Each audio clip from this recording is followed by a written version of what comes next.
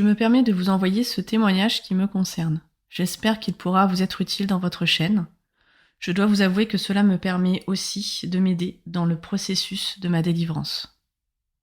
Dans un premier temps, je souhaitais vous dire que votre chaîne Occultisme Danger m'aide beaucoup dans la compréhension de mon histoire. Je vous remercie très sincèrement de tous les témoignages que l'on peut y trouver, ainsi que les PDF, qui sont très utiles quand on a fréquenté le milieu de l'occultisme sans le savoir. Je me retrouve beaucoup dans les témoignages d'anciens thérapeutes qui travaillent en lien avec l'occulte, et c'est pour cela que j'ai décidé aujourd'hui de vous faire parvenir le mien.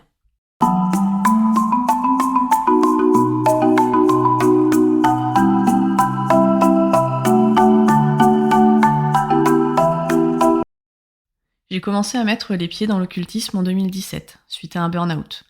Aujourd'hui, je parle d'occultisme, d'ésotérisme, mais à l'époque, il n'était pas question d'employer ces mots, bien évidemment.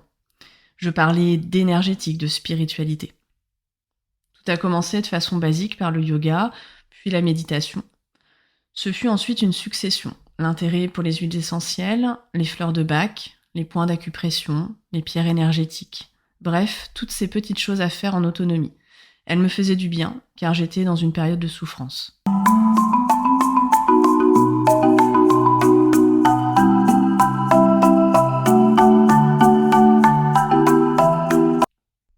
Puis par la suite, quelques années après, et c'est là où les choses ont commencé à se compliquer, je me suis initiée au premier degré de Reiki. Des choses un petit peu particulières se produisaient, notamment cette attirance pour le milieu invisible. Puis 2 ans plus tard, je me suis initiée au 2e et au 3e degré de Reiki, à intervalles approchés. D'ailleurs, je ne jurais que par cela, que par l'énergie. D'ailleurs, je ne comprenais pas comment un être humain normalement constitué pouvait se priver d'une telle richesse. J'en étais presque devenue accro. Au départ, je faisais beaucoup d'autotraitement. Ensuite, j'ai commencé à l'introduire dans mes pratiques de coaching et de thérapie, car je suis dans le milieu de l'accompagnement. Et voyant que ma société, mon auto-entreprise ne fonctionnait pas comme il faut, j'ai commencé alors à consulter des médiums. Car malgré les efforts fournis, les bons résultats que j'obtenais dans mes coachings, mon activité ne décollait toujours pas. C'était étrange. Je précise que l'énergétique n'avait quasiment pas sa place dans mon activité au départ. Je ne l'ai intégrée que plus tard.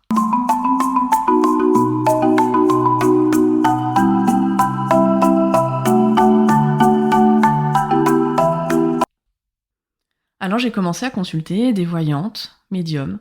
J'ai consulté ainsi 9 médiums entre 2021 et 2023, tellement j'étais perdue entre ce que l'on m'annonçait et la réalité.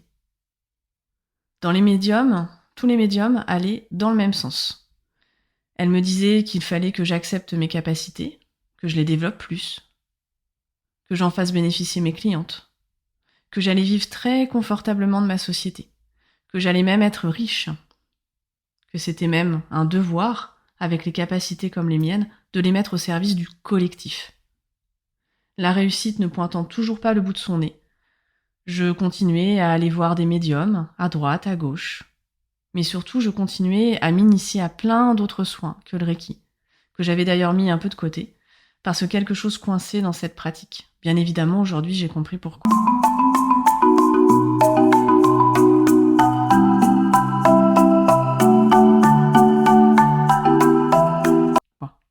Puis, je me suis initiée aux soins Isis, puis aux soins Thoth, des soins concernant le féminin sacré, qui s'appelle d'ailleurs le soin des mères sacrées, sans trop savoir vraiment ce que l'on reçoit comme initiation d'ailleurs. Ce sont, comme ils disent dans le jargon, des codes de lumière. Je me suis aussi initiée à tout ce qui était énergie des dragons, puis les soins de l'âme, etc., etc. Je n'en avais jamais assez. À peine une initiation terminée, je sautais sur une autre, puis une autre, comme une boulémique d'informations et de formations.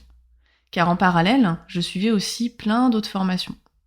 Je savais à la base que j'avais un tempérament à être passionnée, voire excessive. Mais parfois, j'étais surprise de sentir comme une force intérieure qui me poussait à faire cela, sans que je puisse d'ailleurs la contrôler. Et on m'annonçait à chaque fois que j'allais bientôt faire une formation ou une initiation, et que c'était grâce à cela que j'allais décoller dans mon activité, et enfin vivre de ma passion.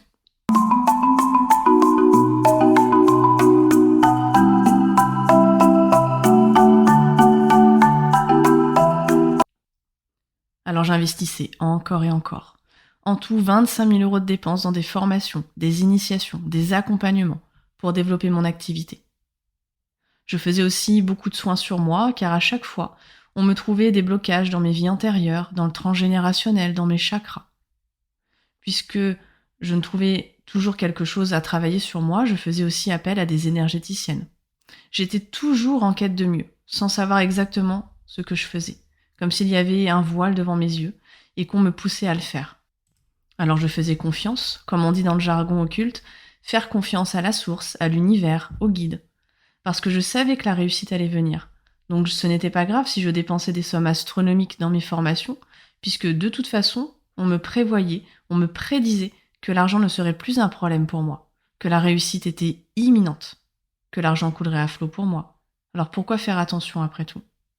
Et je suis devenue également accro au tirage de cartes. Je regardais beaucoup de tirages de cartes, généralement sur YouTube. J'en faisais moi-même sur moi également. Et j'allais voir aussi des cartomanciennes. Alors jusqu'à présent, rien de bien particulier par rapport aux autres témoignages que vous recevez. Mais là où vient une particularité, que l'on ne voit pas beaucoup en témoignage sur les réseaux pour le moment, je suis entrée dans un concept en 2022 qui s'appelle les flammes jumelles. Et là, ça a été la descente aux enfers pour moi.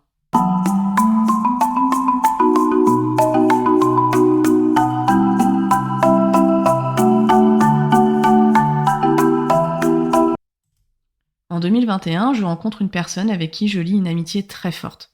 Cette personne est elle-même médium. Elle m'apprend d'ailleurs à canaliser avec mes guides.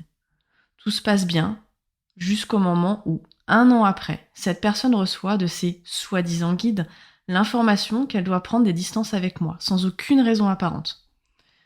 Alors je la fais courte parce qu'il y a plein de subtilités, chaque histoire ayant au minimum 2 versions, et ne pouvant apporter que la mienne, certains points ne seront pas abordés dans mon témoignage. Dans le jargon énergétique et spirituel, on parle beaucoup de guides spirituels qui ne sont qu'amour et lumière.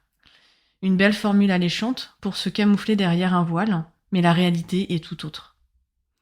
Quand cette personne m'a indiqué, mes guides m'ont dit qu'il fallait que je coupe toute relation avec toi, je le redis sans raison aucune, car la veille, tout allait bien. J'ai été submergée par l'émotion, comme si mon âme se déchirait en deux, comme si je vivais la plus grosse trahison de ma vie, alors que c'était juste une amie.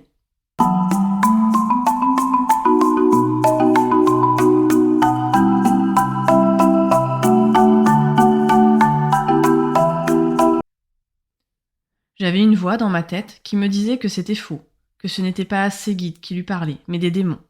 Alors bien sûr, cette voix n'a pas utilisé le mot démon, mais en utilisait un autre, comme le bas astral. Oui, dans l'énergétique, on ne parle pas de démon, mais de bas astral. Encore une façon du diable de se faire passer pour lumière, et ne pas alerter les gens sur la réalité.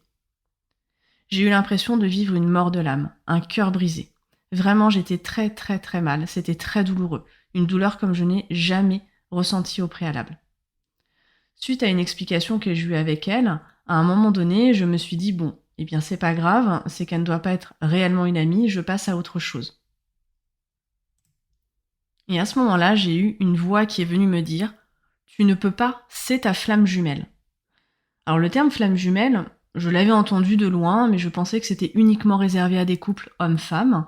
Je savais également que c'était très destructeur. Alors j'ai commencé à faire des petites recherches et forcément, je suis tombée sur des choses qui venaient me conforter dans ce terme. Et là, les ennuis ont commencé.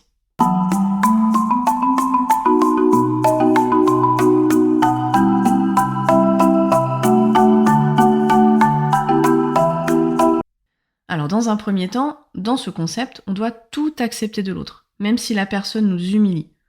On doit tout accepter au point où on s'oublie complètement.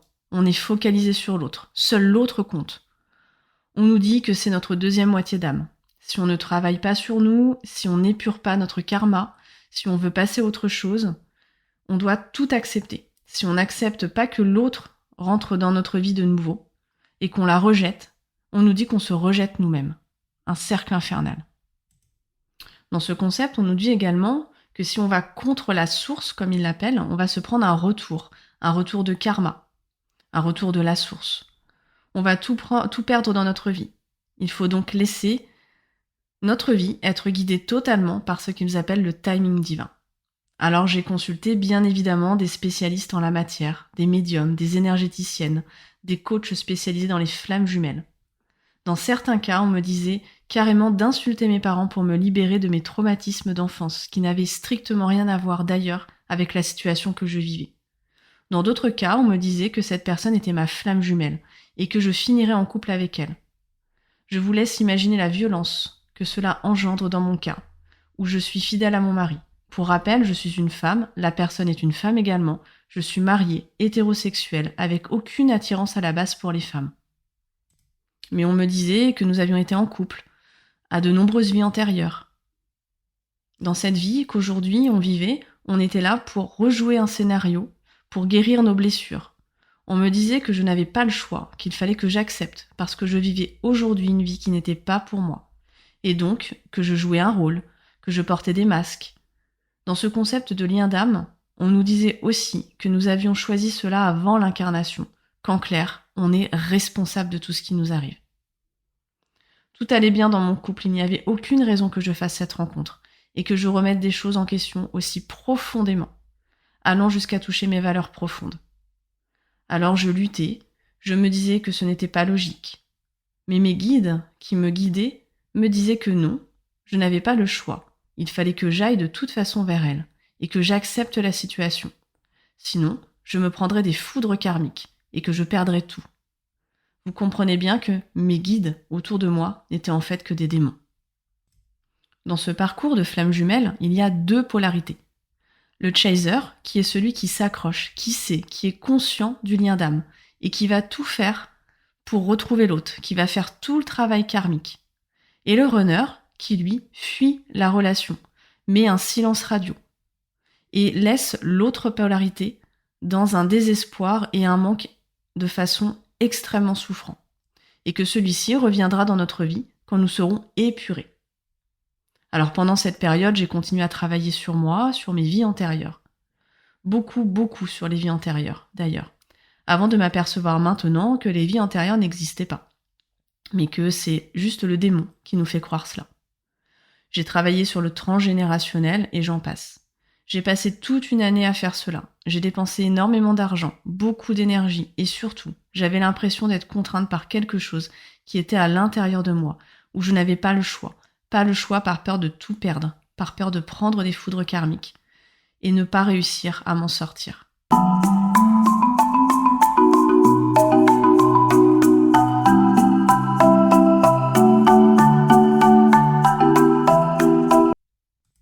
Et puis un jour, je me suis réveillée. J'ai commencé à rechercher sur l'envers du décor, en me disant « Et si les flammes jumelles, c'était faux ?» J'ai trouvé très peu d'articles sur les flammes jumelles sur le côté occultisme. Je trouvais énormément de témoignages, il y a énormément de vidéos et de podcasts sur les flammes jumelles, mais très peu sur le côté occulte. Vraiment très peu. Je me suis vite aperçue que le concept des flammes jumelles était un concept purement New Age, de base luciférienne, sorti notamment de la théosophe Helena Blavatsky. En clair, les flammes jumelles appartiennent au courant satanique. Et pour avoir côtoyé de près ce milieu FJ, comme on l'appelle, croyez-moi, c'est le diable qui règne, et de façon extrêmement vicieuse. Car rien ne laisse entrevoir le côté très sombre. Si on ne s'y penche pas, on ne le voit pas. D'ailleurs, une personne se pensant dans un parcours de flammes jumelles est tellement sous l'emprise occulte qu'elle n'est pas en mesure d'entendre que c'est satanique. Et c'est bien là le drame. On me disait lors de guidances que si tout était bloqué dans ma vie, mes finances, ma société, c'est parce que je devais encore épurer, encore et encore. Et que tout se débloquerait quand cette personne conscientiserait qu'elle est ma flamme jumelle et que elle reviendra vers moi pour qu'on puisse faire ce qu'ils appellent la mission commune. Mais vu que je bloque et que je n'accepte pas la situation, c'est moi qui est responsable de mon échec. J'étais vraiment dans une jolie spirale infernale. Pendant toute cette année, j'ai reçu énormément d'attaques la nuit et le jour. Des attaques physiques, mais aussi des attaques sur le psychique. À ne plus pouvoir oublier cette personne, à jongler entre le pardon et la rancœur, sans cesse. Quand je pardonnais, je culpabilisais. Et quand je me détachais, on me ramenait ce lien. Impossible de partir. Lorsqu'on est dans l'énergétique, on reçoit beaucoup de soins et on a tendance à faire des échanges de soins énergétiques. Clairement, ça n'a fait que nourrir les démons qui étaient autour de moi, au point où un jour, je suis même tombée dans les pommes. J'ai carrément perdu connaissance. Et là, j'ai eu cette révélation quelques jours plus tard. Alors que je conduisais mon fils au collège, j'avais des ombres qui étaient autour de moi, qui me répétaient sans cesse: on va te faire tomber, on va te faire tomber, on est là pour te faire tomber, et te faire échouer dans ta société et dans ta vie.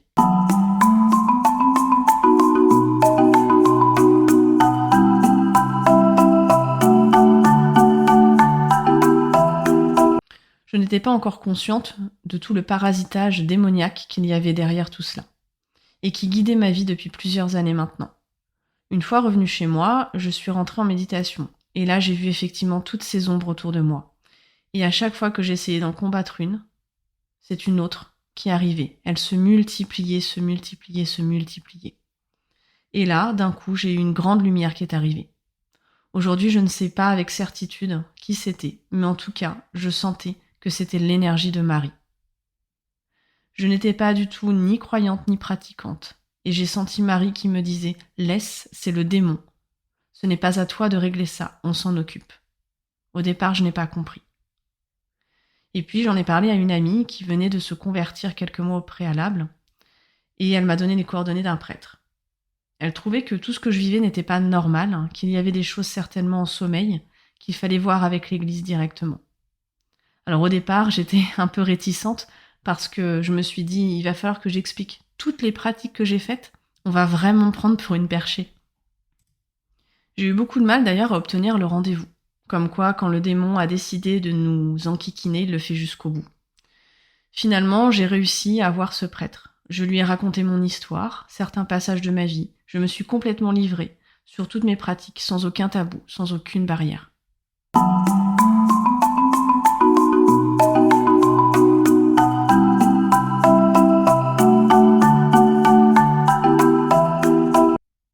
Effectivement, je n'avais pas pris la mesure. Je n'avais pas vu qu'en m'initiant au Reiki quelques années avant, j'allais tout simplement donner l'accord au démon de faire ce qu'il voulait. Et à chaque initiation que je faisais, cela faisait grandir leur emprise.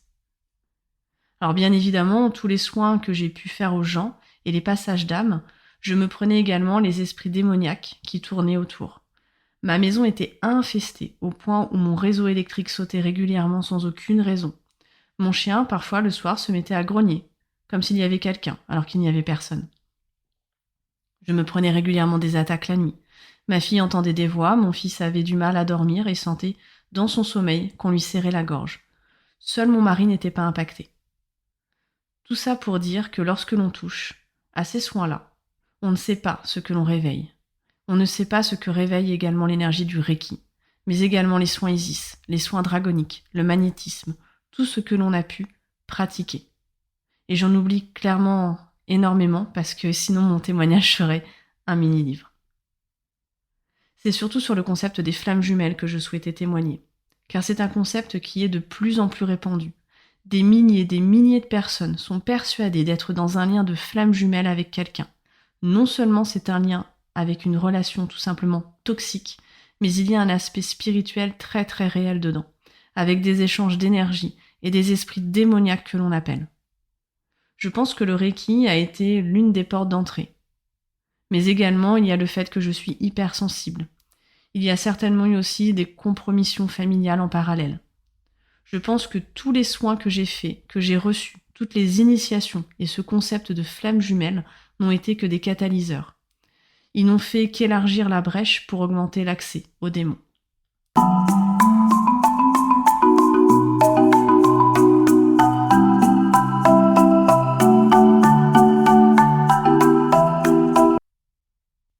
Aujourd'hui, je suis dans un chemin de guérison, de délivrance et de foi envers Dieu. Dès la première délivrance, j'ai eu beaucoup de douleurs physiques. Je n'étais pas forcément possédée, dans le sens où le démon n'a jamais parlé à travers moi, en tout cas aujourd'hui. Mais je sentais effectivement beaucoup de démons sortir de moi. Dès que je suis arrivée chez moi le soir même, j'ai mis également le petit pendentif de Marie, de Saint Benoît, que m'avait offert le prêtre. Il m'a donné un chapelet, le Nouveau Testament et un livret sur l'amour de Dieu. Il m'avait également donné une bouteille d'eau bénite pour que je puisse me protéger en attendant notre prochain rendez-vous. Dès le lendemain, j'ai commencé les prières avec le chapelet. J'ai prié les Je vous salue Marie, et tous les matins depuis ce jour, je m'accorde entre 15 et 20 minutes de prière chaque jour. Je lis la Bible tous les jours et je refuse catégoriquement toute pratique occulte, ésotérique, quelle qu'elle soit. Je me suis débarrassée de tous mes oracles, de tous mes pendules, de mes planches, de tous les livres sur l'ésotérisme, l'énergie, la spiritualité, et de tout autre objet qui avait un lieu de près ou de loin avec l'occultisme. Ma décision a été radicale, je ne souhaitais plus avoir aucun rapport, de près ou de loin, avec le monde occulte. J'ai refusé et j'ai refermé la porte aux démons. N'étant ni croyante ni pratiquante de base, étant juste baptisée par choix de mes parents, j'avais beaucoup de réticence par rapport à la religion. Je me suis toujours demandé d'ailleurs pourquoi j'avais effectivement une réticence aussi profonde, au point même où je ne pouvais à peine regarder un crucifix avant ma délivrance.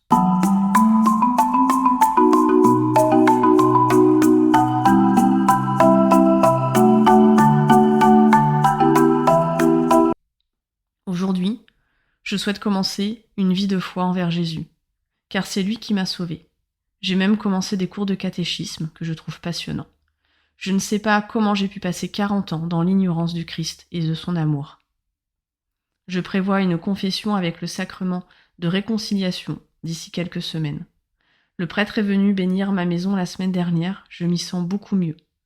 Et je me place sous le précieux sang de Jésus chaque jour. D'ailleurs, merci pour les PDF que vous mettez à disposition, cela m'aide beaucoup. Je sais que mon témoignage est long.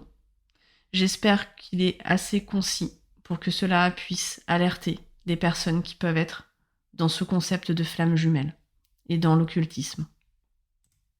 Mais c'est surtout sur les flammes jumelles que je souhaitais témoigner, car c'est vraiment un concept extrêmement dangereux auquel malheureusement beaucoup de personnes s'ouvrent, et surtout des femmes, sans se rendre compte que derrière il y a le diable. Le diable vous amène la copie conforme de la personne dont vous avez besoin dans votre vie pour mieux vous blesser et vous détruire. Et pour faire entrer de nouveaux démons par ce concept de flamme jumelle. Et quand vous arrivez dans ce concept, vous êtes prêt à tout accepter pour que l'autre revienne dans votre vie. Aujourd'hui, j'ai la sensation d'avoir perdu énormément de choses. J'ai quitté un travail, certes, il me faisait souffrir parce que j'avais fait un burn-out, mais pour monter ma société d'accompagnement de personnes, je voulais à la base juste aider les gens, et je ne pensais pas m'enfoncer ensuite dans de telles compromissions occultes. J'ai la sensation d'avoir peut-être fait de mauvaises rencontres, que je n'aurais pas faites si je n'avais pas été dans ces concepts-là. Aujourd'hui, le constat est amer parce que ma société ne fonctionne pas. Tout simplement parce que mes soi-disant guides qui me disaient de mettre ceci ou cela en place n'étaient en réalité que des démons qui jouaient avec moi. Ils savent tout sur moi, dans le moindre détail. Alors vie antérieure, épuration karmique, lien de flamme jumelle, la source, les guides de lumière, etc. Alerte rouge lorsque vous entendez ces termes, c'est tout sauf lumineux. J'espère que mon témoignage sera utile. Cela m'aide également dans mon processus de délivrance, de pouvoir laisser une trace quelque part de mon vécu. C'est en écoutant tous les témoignages sur YouTube notamment que cela m'a aidé à prendre conscience dans quoi je m'étais aventurée pendant toutes ces années. Je termine juste sur un point essentiel également. Je suis maman de 2 enfants. Je crois comprendre que j'ai entraîné dans ma chute mon foyer, car mes enfants voulaient s'initier au Reiki. Heureusement, Dieu merci, ça n'a jamais pu se faire. Et je comprends maintenant que nous avons été sauvés par Jésus.